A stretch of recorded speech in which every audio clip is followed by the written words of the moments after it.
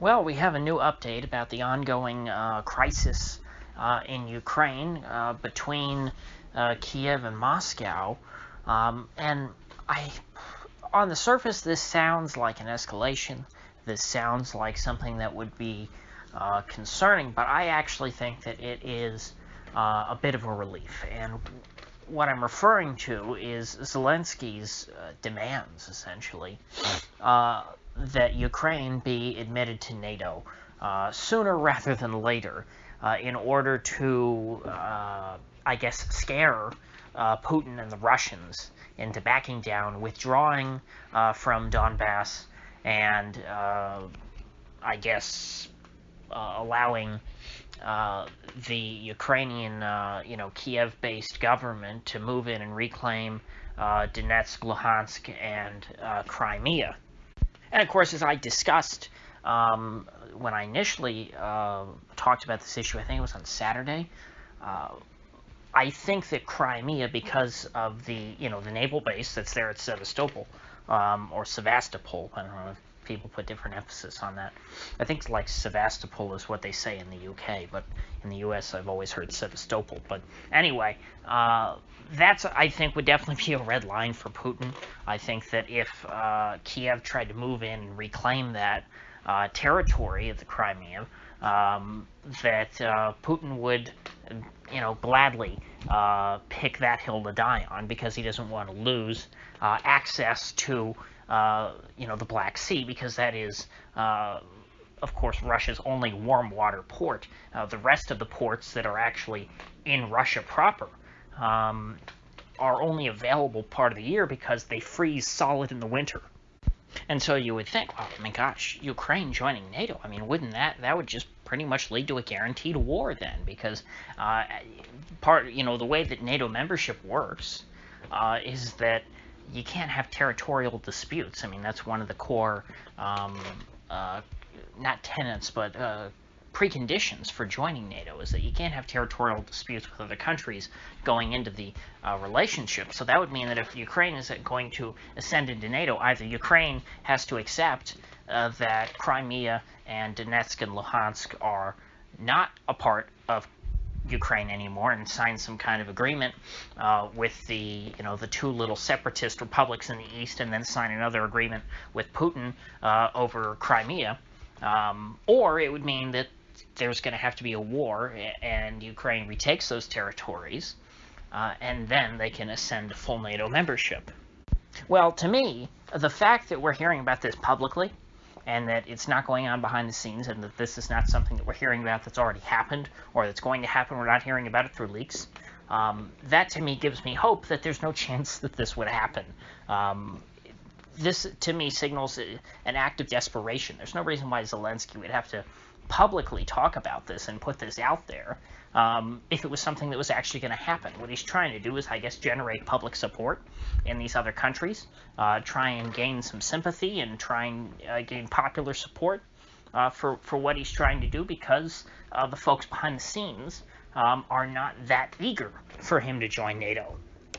And that, to me, gives me some hope that, despite what irresponsible things Washington and its various cells might say that is so irresponsible on TV, all of NATO has not, gone insane.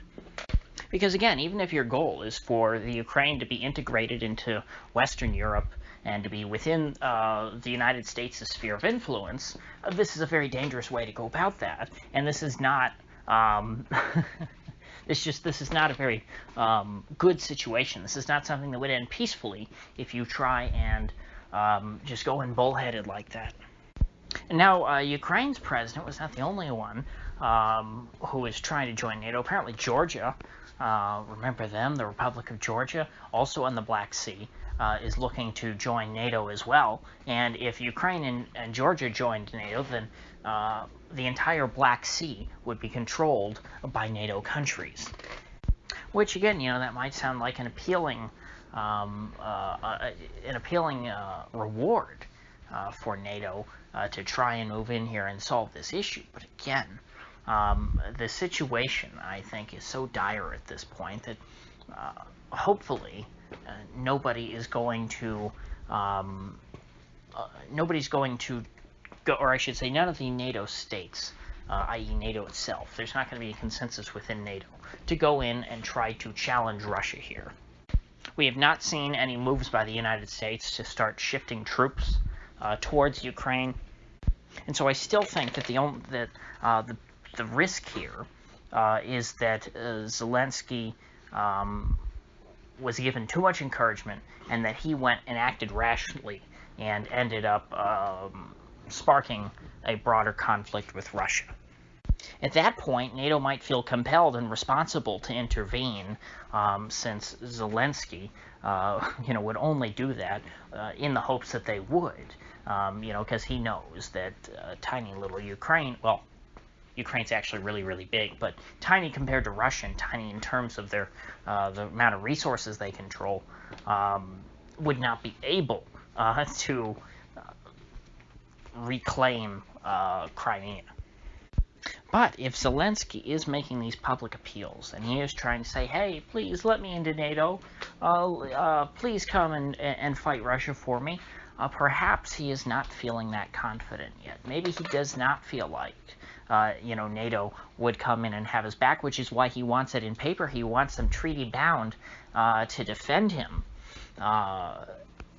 before he goes and does anything. So perhaps Zelensky has been all talk, which would be that would be a nice thing if that were the case. Because, like I said, I'm not worried about the Russians starting the war, because Putin has what he wants. I mean, Putin really just wanted Crimea, because he wanted his naval base. I don't think that Putin cares that much about Donetsk and Luhansk, but I think that politically, because of the internal politics, Putin is kind of, obligated to fight and defend those territories, or at least do what he can to try and support them.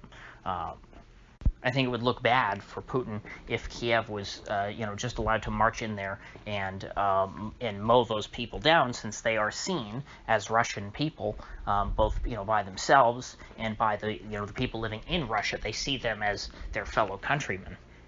But as of right now, the status quo is absolutely fine by Russia, because they have they've kept the Kiev government out of those three territories for quite a few years now, and so Putin has no interest in starting anything. I don't think that that there's anything more, that there's any more of Ukraine that Putin would like to bite off. It is the Kiev government that would like to reclaim what has already been sort of trimmed off the edges. So perhaps if NATO just lets Zelensky cool his heels a bit and does not encourage him any further, that this situation will naturally lose steam on its own, and it will start to fade away. That is, based on what happened yesterday, that's what I'm hoping for. Because, I mean, remember, it's not like Zelensky is some ideological warmonger by any means. Zelensky was elected sort of as an anti-war candidate who wanted to compromise and settle down the fighting.